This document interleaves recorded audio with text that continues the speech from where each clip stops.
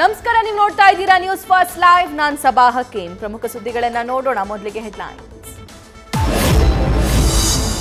ಸಂಪುಟಕ್ಕೆ ನಾಗೇಂದ್ರ ಸೇರ್ಪಡೆ ಬಹುತೇಕ ಫಿಕ್ಸ್. ಸಿಎಂ ಸಿದ್ದರಾಮಯ್ಯಗೆ ಗ್ರೀನ್ ಸಿಗ್ನಲ್ ನೀಡಿದ ಮಲ್ಲಿಕಾರ್ಜುನ್ ಖರ್ಗೆ. ಈ ಬಗ್ಗೆ ಸಂಜೆ ಮತ್ತೊಂದು ಸುತ್ತಿನ ಮಾತುಕತೆ.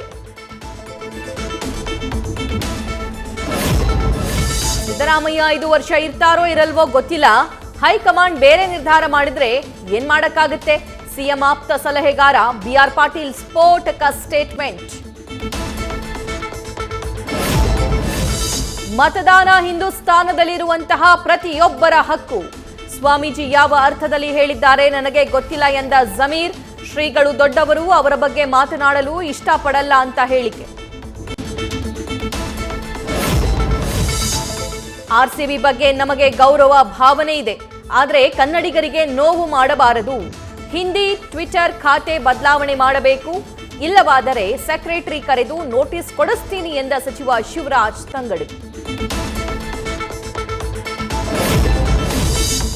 ಶಿಲ್ಪಾ ಶೆಟ್ಟಿ ಪತಿ ರಾಜ್ ಕುಂದ್ರಾ ಮನೆ ಮೇಲೆ ಇಡಿ ರೇಡ್. ನೀಲಿ ಚಿತ್ರ ತಯಾರು ಮಾಡಿರೋ ಪ್ರಕರಣದಲ್ಲಿ ಶೋಧ. ಕಚೇರಿ ಹಾಗೂ ನಿವಾಸದಲ್ಲಿ ದಾಖಲೆಗಳಿಗಾಗಿ ತಲಾಶ್.